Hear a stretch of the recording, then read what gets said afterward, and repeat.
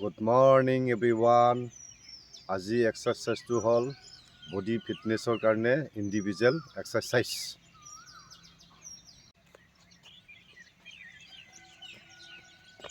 1 2 3 4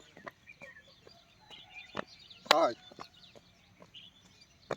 6 7 8 9 10 1 2 3 4 5 6 7 8 9 10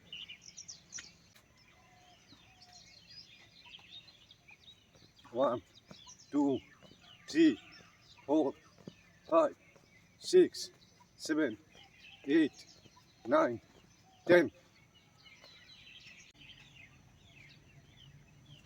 1 2 3 4 5 6 7 8 9 10